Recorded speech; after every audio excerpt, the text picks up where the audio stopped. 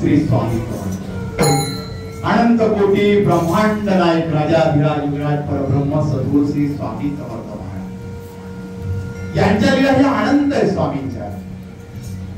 स्वामी महाराज कोणत्या भक्ताची केव्हा आठवणीला केव्हा त्याला आपल्या जवळ बोलू गेले सांगताच येत नव्हतं.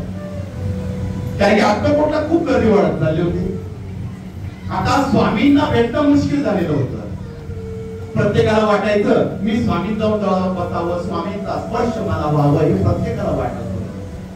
आणि ब्रह्मांड नायक हे मनातून जाणत होता की कोणाला जवळ बोलवायचं, कोणाला स्पर्श करायचं हे स्वामींना प्रत्येकाच्या मनाचा भाव हा ब्रह्मांड नायक हा जाणत होता. मुंबईची एक स्त्री होती, मुलबाळ होत नाही, मग रोज दत्त मंदिरात जात असते, रोज दत्ताला प्रार्थना करत असते, भगवंता तुझ्या आशीर्वादाने आम्हाला बाळ होऊ दे. आणि सतत दुःखी असते. 7 वर्ष लग्न होऊन झाले, परत काहीच पडत नव्हतं. एक दिवस दत्त मंदिरामध्ये प्रार्थना करत असताना ती रडत होते. रडता रडता तिचा पुजारी होता, त्या पुजाऱ्याचं लक्ष तिच्यावर गेलं. त्याने विचारलं, ताई काय रडतात? काही नाही हो, 7 वर्ष झाले लग्नात, मुलबाळ नाही, म्हणून माझ्या दत्त प्रभूंना मी प्रार्थना करते. अहो अक्कलकोटला जा ना, तिथं स्वामी समर्थ आहे, ब्रह्मांड नायक आहे, त्यांना दत्त स्वरूपी स्वामी समर्थ म्हणत असतात. तुमची इच्छा नक्की पुरी करते. काय बोलतात? घरी आले, आपल्या नवऱ्याला सांगितलं आपण अक्कलकोटला जाऊया. आणि त्यावेळेस स्वामी महाराज हे दादासाहेबांच्या घरी फार जातात. दादासाहेब विंचुरकर हे मानोजी रायांच्या संस्थेमध्ये रिजर्व म्हणून काम करत होते. त्यांना अक्कलकोटमध्ये सरळ लोक म्हणायचे हा दादासाहेब हा एक नास्तिक माणूस आहे, त्याच्याकडे सरळ नास्तिक म्हणून बघत असते. पण दादासाहेबांची खरी श्रद्धा स्वामींच्या चरणी होते. आणि महाराजांनी दादासाहेबांचा स्वभाव आवडला. ते लोक काही म्हणून मग दादासाहेब स्वामींना आपल्या घरी बोलत असेल, त्यांची सेवा करत असेल. स्वामी सुद्धा कधी कधी लहर आली, संध्याकाळची वेळ झाली, दादा एक काम कर, आज भजनाची व्यवस्था कर, आज तुझ्या दारावर आम्ही भजन म्हणू. आणि महाराज सर्वांना बोलत होते. सगळे टाळ पेटी घेऊन स्वामींच्या समोर बसत होते आणि सर्वजण स्वामींच्या नामस्मरणात गुंतून जात होते. आणि दादासाहेबांना खूप फार आनंद होता. आणि ही मुंबईची स्त्री आपल्या पतीला सांगत असताना तिच्या नवऱ्याने तयारी केली अक्कलकोटला जाण्याची. ते अक्कलकोट नाही आहे निघाले. दादासाहेब रोज सेवा करत होते. एक दिवस भजनाची मैफिल रंगलेली होती. आणि मैफिल रंगलेली असताना दादासाहेबांचं लक्ष आपल्या पायाकडे. त्यांना असं समजलं की आपल्याला कुष्ठरोग झालेला आहे, श्वेत कुष्ठरोग झालेला हा बरा झाल्याकडे काय करावं. तर त्या दिवशी ते चेहरा उतरवत बसले होते. महाराज आपल्या तल्लीमध्ये ते भजन म्हणून स्वामी घेऊन गेले. आणि दादासाहेब विंचुरकर थोडे नाराज झाले. आता पायाला आधार झाला, हा रोग पूर्ण अंगामध्ये विसरला आणि पूर्ण कुष्ठरोग जर झाला तर आपलं बसणं उठणं सर्व बंद होणार. स्वामी आपल्या घरी येणार नाही, आपल्याला आधार झाल्या पुढे आपल्याकडे बघणार नाही. आपली स्वामी सेवा ही तशीच राहून जाणार आहे. विचार करत बसते. दुसऱ्या दिवशी स्वामी आले. काय विचार करतोय? काही नाही स्वामी, काहीतरी विचार करतोय. स्वामीला सर्व माहित होतं, पण स्वामी समोरच्याकडून काढून घेतात. येतो संध्याकाळी सर्वांना बोलू, आपण भजन करूया. संध्याकाळी सगळे स्वामी भक्त आले, भजनाची तयारी झाली. आणि भजनाची तयारी चालू असताना दादासाहेबांच्या डोळ्यातून अश्रू येत होते. हे शेवटचं भजन तर नाही ना माझ्या दारापुढचं. मी ज्या स्वामींची सेवा करतोय, त्या स्वामींच्या सेवेपासून आता मला मुकावं लागणार आहे. मला तो आधार होतोय, तो आधार आता वाढत जाणार आहे. तर त्यावेळेस भुजंगा हा स्वामींच्या सेवेत असायचा. त्यांनी त्यांच्याकडे लक्ष दिलं आणि सांगितलं काय झालं. विंचूरकर आता विचार कसा करताय? त्यांनी आपल्या पायावर जी जखम झालेली ती दाखवली. मला कुष्ठरोग झालेला आहे. अहो मग काळजी काय करता? स्वामींना सांगा, स्वामी तुमची इच्छा पूर्ण करते, तुम्ही काळजी करू नका ना. सकाळी स्वामींचं स्नान झाल्यावर तुम्ही या. बर ठीक. त्या दिवशी विंचूरकर रात्रभर विचार करत असताना त्या ब्रह्मांड नायकाला काळजी या विंचूरकरांची लागली. सकाळी सकाळी स्वामी महाराज उठले आणि जोरात पावलं टाकत त्या दादासाहेबांच्या घरी आले. दादासाहेबांचं स्नान झालेलं होतं. स्वामीच्या दर्शनाला जायचं, तयारी करायची होती. म्हणून ते तयारी करत असताना तेवढा दार ठोकावलं. दादा जवळ आले, दार उघडताय. ते स्वामी, हा माझं भाग्य उदयात आलं. ब्रह्मांड नायक ह्या वेळेस माझ्या घरी यायचं आहे. स्वामींना बोलवलं, पत्त्यात आसन दिलं. पत्नीने स्वामींचे चरण धुतले. त्यावेळेस स्वामी बोलू लागले, विंचूरकर, अरे स्नान करायला आम्ही तुझ्या घरी आलो आहोत. फक्त आमचे पाय धुतोस, आमची स्नानाची व्यवस्था कर. आम्हाला स्नान घाला तुझ्या घरी. हो स्वामी हो. आनंद झाला, डोळ्यातून अश्रू वाहू लागले की स्वामी स्वतः सांगताय मला स्नान घाल. चौरंग ठेवला. स्वामींसाठी गरम पाणी तापवलं. केशर चंदन सर्व पाण्यामध्ये टाकण्यात आलं. स्वामी आसनावर बसले आणि नवरा बायको स्वामींना स्नान घालताय. सुंदर असं दर्शन होतंय स्वामींचं की ब्रह्मांड नायकाला आपण स्नान घालतोय. आपला स्पर्श या स्वामींना होतोय आणि स्वामींचं स्मित हास्य सुंदर निर्माण होते त्या ठिकाणी. त्या ब्रह्मांड नायकाकडे बघतच राहावं असं दादासाहेबांना झालेलं होतं त्या ठिकाणी. त्यांची पत्नी एक एक लोटा जग घ्यायची आणि स्वामींच्या डोक्यावर टाकायची आणि चंदनाने आपल्या हाताने चंदन लावून दादासाहेब त्यांचा अंग चोळत असते. आनंद एक वेगळा असतो ज्यावेळेस आपल्या गुरुचा स्पर्श आपल्याला होत असतो. आपल्यासाठी ती वेळ फार वेगळी असते, कारण ती गुरुचा आशीर्वाद आयुष्यामध्ये हा फार वेगळा असतो. आणि गुरु प्रसन्न व्हावं, गुरु आपल्या घरी यावं, त्याच्यासारखं भाग्य कोण असतं. आणि याच्या घरी तर हा ब्रह्मांड नायकाला असतो. ते दादासाहेबांसाठी तो आनंद फार वेगळा होता. त्यावेळेस दादासाहेबांनी स्नान घातलं. स्वामींना नेसण्यासाठी पितांबर दिला. स्वामींचं पूर्ण अंग पुसलं, आस्था बसवलं. स्वामींची यथासाथ पूजा केली. स्वामींना नैवेद्य दिला आणि एक एक घास स्वामींच्या मुखामध्ये भरत असताना डोळ्यातून अश्रू दादासाहेबांच्या डोळ्यातून पडत होते. स्वामी, माझ्या हातून घास स्वीकार करताय स्वामी तुम्ही? अरे आम्हाला घास बोलतो आणि डोळ्यामध्ये अश्रू, काय झालं? तुझ्या डोळ्यात अश्रू असतो आम्ही निघून जातो, आम्हाला जेवायचं तुझ्या घरी. स्वामी महाराज एवढंच बोलले, स्वामी असं नका करू. अरे आम्ही तुझ्या घरी आलो, मग रडतो वेळेला काय म्हणून दुःख सांग आम्हाला. त्या दादासाहेब रडू लागले. स्वामीचे चरण घट्ट पकडले, घसा स्वामीच्या चरणात शिरोळी लागले. स्वामी, कुष्ठरोग झाला मला आणि त्यावेळेस आपला पाय पूर्ण दाखवू लागलाय.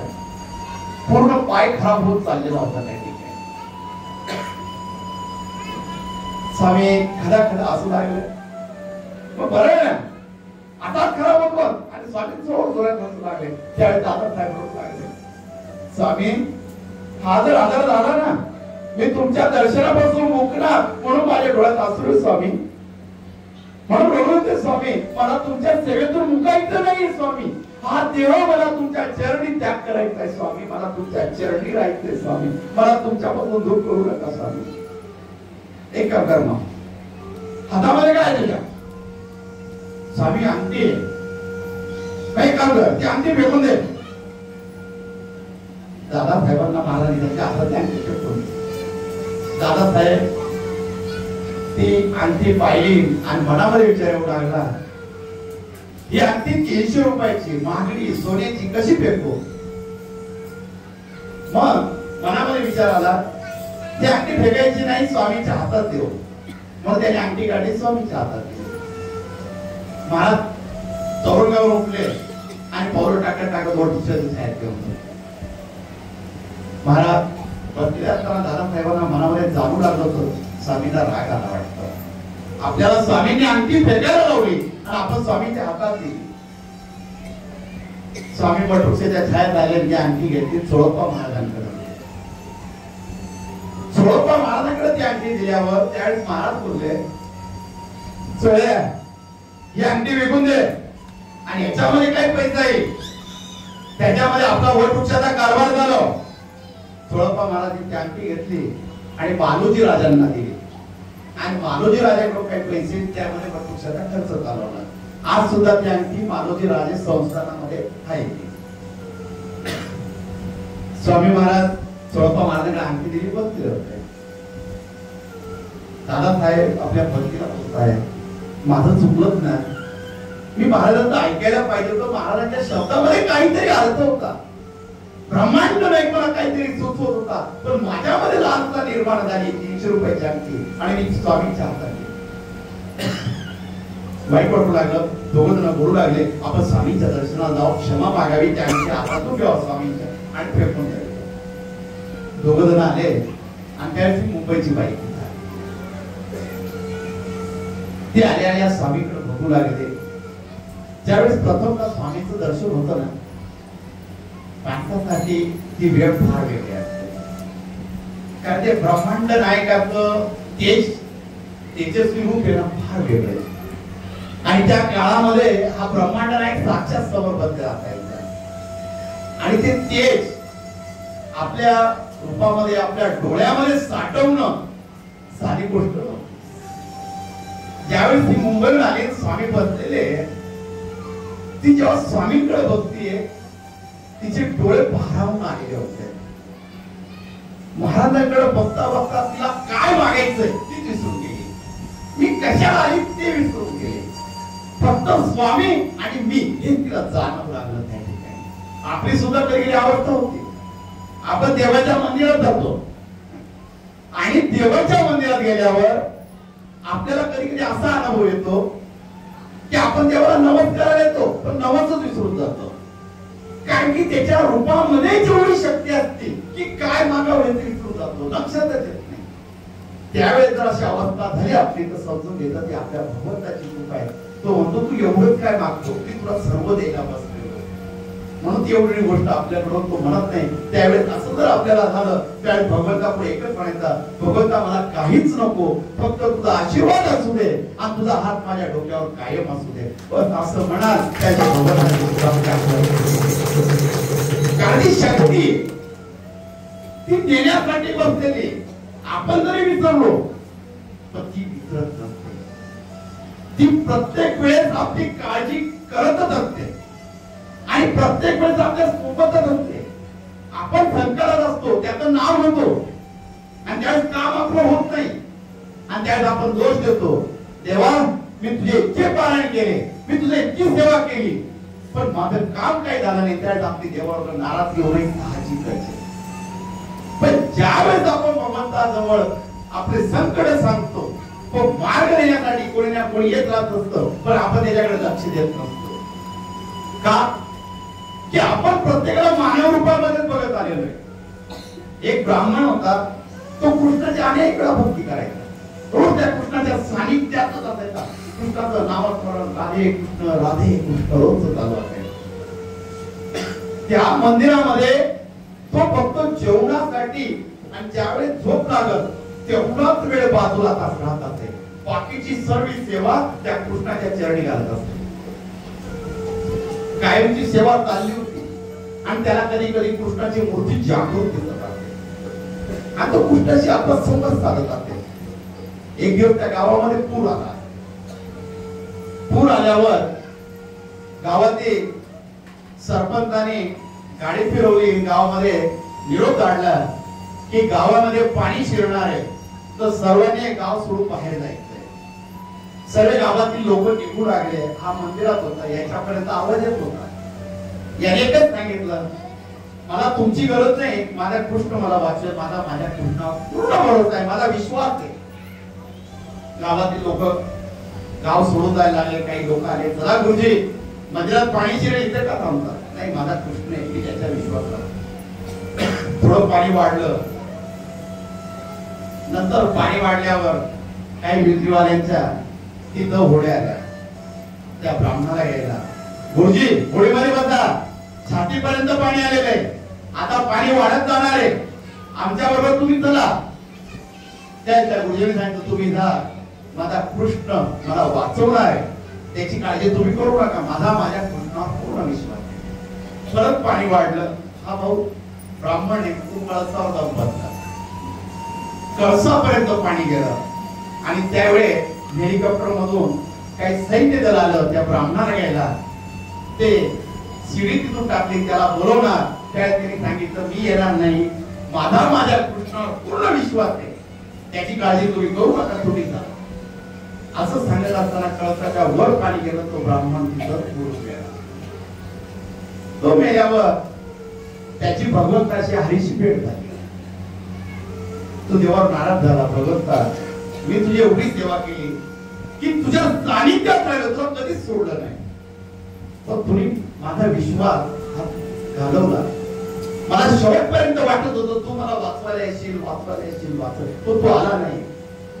त्यावेळेस श्रीकृष्णाने असं उदाहरण दिलं, ज्या वेळेस पाणी येणार होतं त्या सरपंचाच्या रूपामध्ये मीच तुला सांगायला लागतो की या गावामध्ये पाणी येतंय, तू गावातून निघ. तू ऐकलं नाही. ज्यावेळेस छातीपर्यंत पाणी आलं, ते मिलिटरी सैन्य दल आलं, तेव्हा तुझ्या होडीमध्ये मी बसलो होतो, तेव्हाही तू ऐकलं नाही. शेवट तुझा मृत्यू जवळ आला, तू कळसावर आला, त्या हेलिकॉप्टर मध्ये मी आलो होतो तुला घेण्यासाठी, पण तेव्हाही तू मला ऐकलं नाही. तू त्या रूपामध्ये मला पाहू शकत नव्हता. तू मला जेव्हा त्या मानव रूपामध्येच बघत होता. तुला असं वाटायचं साधारण आहे.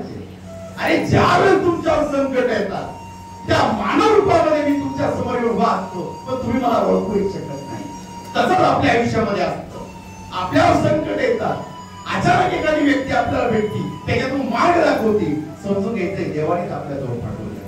आपला मित्र असो, मैत्रीण असो, कोणी असो, त्यावेळेस जर त्यांनी वेळवेळेस उपदेश चांगला दिला तर समजायचे देव आणि त्याने त्याला सुचवले माझा मार्ग मोकळा करणार.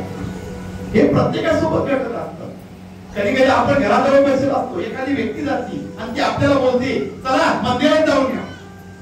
त्या आपण काय जाऊ, हा या जाऊन माझाही नमस्कार सांगा. आपण कुठे फोन करून सांगतो, याला अर्थ नाही. ती देवदूत असते, ती तुम्हाला आठवण करून देते की त्या भगवंताने तुम्हाला बोलवलेलं आहे. ती तुम्हाला निरोप धाडते की त्या भगवंताने तुम्हाला बोलवले तर तुम्ही चला. तर आपण रुबाबात थांबलो, आपण देवापेक्षा मोठं होऊन गेलेलो आहे की माझा नमस्कार त्याला सांगा. अरे आपण कोण आहे? आपल्या जागी अनेक मनुष्य निर्माण करणारा तो भगवंत आहे, त्याची बरोबरी आपण करणारे कोण आहोत? जेव्हा ही अवस्था ही मुंबईला आलेल्या त्या स्त्रीची झाली, ती स्वामींकडे पाहून भारावून गेली, स्वामींना बघत होती, स्वामींचं तेज आपल्या डोळ्यामध्ये साठवत होती. स्वामींना काय सांगावं, कोणता नवस करावं, काय मागावं सर्व विसरून गेली, पूर्ण ब्लँक गेली. डोक्यामध्ये कसलाही विचार नव्हता, फक्त स्वामी आणि मी हाच तिच्या मनामध्ये विचार होता. आणि धावत गेले स्वामींच्या चरणांवर रडू लागले. रडत असताना तिचा नवरा आला. दोघांनी स्वामींची सेवा केली, स्वामींची सेवा करू लागले तिथे. आणि त्यावेळेस ते दादासाहेब तिथे आले. दादासाहेब त्यांची पत्नी रडू लागले. एक पती पोरासाठी आले, आपला नवस विसरून गेले. आणि दादासाहेब तिथे सांगतात स्वामी माझं चुकलो, मला क्षमा करा स्वामी, तुम्ही मला आणखी फेकायला लावले, मी तुमच्या हातात दिले. काय म्हणतो दादा, आम्हाला कुठला सांगतो, काय झालं काय तुला? स्वामी मला क्षमा करा. आणि रडू लागले दादासाहेब. त्या स्वामी एवढंच बोलले, दाखव कुठं दाखवले, पायावरची जखम दाखवा आम्हाला. आणि त्या दादासाहेबांनी आपलं धोतर वर केलं, पायाची जखम दाखवू लागले. आणि त्यावेळेस त्यांच्या पायावरची जखम पूर्ण नाहीशी झाली. दादासाहेब शोधू लागले होते मला झालेली जखम कुठे. आणि त्यावेळेस स्वामीचा चमत्कार हा त्यांनी साक्षात बघितलेला होता. त्यावेळेस स्वामी नव्हता, स्वामी तुमची लीला ही अद्भुत आहे, तुमच्या लीलेला अनंत नाही, अंतच नाही स्वामी महाराज. आणि त्यावेळेस ते जोडपंत बसले होते, मुंबईत आले, त्यांना ते सांगताय अहो तुम्ही रडता काय, तुम्ही स्वामींचे चरण धरलेले, जी तुमची मनाची इच्छा आहे हा ब्रह्मांड नाही पुढे करत. आणि ते दोघं स्वामीकडे बघत होते. त्यावेळेस दोघं बघत असताना स्वामी महाराज एवढंच बोलले, जा मुंबईला जा, पोरीच्या राणाला फेऱ्या मार, तुझी इच्छा पूर्ण होईल. बोरीच्या झाडाला फेऱ्या मारायच्या तिच्या मनात उपद्रव तयार झाला, म्हणून ती बोराच्या झाडाला फेऱ्या मारू लागली. फरक काहीच पडला नाही. नंतर ती मुंबईला आली. मुंबईला आल्यावर ती पिंपळाच्या झाडाला फेऱ्या चालू केल्या. तो फरक काहीच पडला नाही. आणि एक दिवस ती महाराजांची प्रार्थना करत होती, स्वामी महाराज तुम्ही बोरीच्या झाडाला फेऱ्या मारायला लावल्या, मी बोराच्या झाडाला मारल्या, पिंपळाच्या झाडाला मारल्या, मला फरक काहीच झाला नाही. आणि त्यावेळेस दृष्टांताच्या रूपामध्ये एका व्यक्तीने तिला सांगितलं, महाराज स्वामी सुताला बोरीचं झाड म्हणत असे, कारण की स्वामी सुताला स्वामी समर्थांनी आपला दूत मानलं होतं, आपला मुलगा मानलं होतं, म्हणून त्याला बोरीचं झाड म्हणत होते. म्हणून तुम्ही स्वामी सुतांच्या मठात जा, तिथं तुम्ही फेऱ्या मारा, तुमची इच्छा पूर्ण होईल. त्यावेळेस त्या स्वामी सुतांच्या मठामध्ये आल्या, कामाठवाडीमध्ये, आणि तिथं त्यांनी फेऱ्या मारल्या. आणि त्यांना काही दिवसामध्ये दिवस राहिले आणि 9 महिन्यामध्ये सुंदर पुत्र रत्न प्राप्ती झाली. आणि ते पुत्र घेऊन प्रथमदा स्वामी समर्थांच्या भेटीत आले. त्यावेळेस स्वामी महाराज बोलू लागले, दादा पुत्र तुझी इच्छा पूर्ण झाली. त्यावेळेस स्वामींना ती प्रश्न करू लागली, स्वामी माझ्या मनात होतं त्यावेळेस मला पुत्र प्राप्ती व्हावी, पण मला काहीच आठवत नव्हतं. स्वामी तुम्ही कसं ओळखलं? त्यावेळेस स्वामी महाराज बोलू लागले, माझ्या लेकीच्या चेहऱ्यावरचा भाव मी ओळखत नाही का? माझ्या लेकीला काय लागतं हे मला जाणवत नाही का? म्हणून तुझी इच्छा मी पूर्ण केली. पण एक काम कर, आता ह्या पुत्राला स्वामी सुताकडे ने, स्वामी सुताचा आशीर्वाद घे, माझा सोबा येतो. हे स्वामीने वाक्य केलं. आणि त्यावेळेस दोघांनी स्वामीचा आशीर्वाद घेतला. दोघे जण स्वामीजवळ उभे होते. स्वामीने दोघांच्या डोक्यावर हात फिरवला आणि एकच आशीर्वाद दिला, भिऊ नको, मी तुझ्या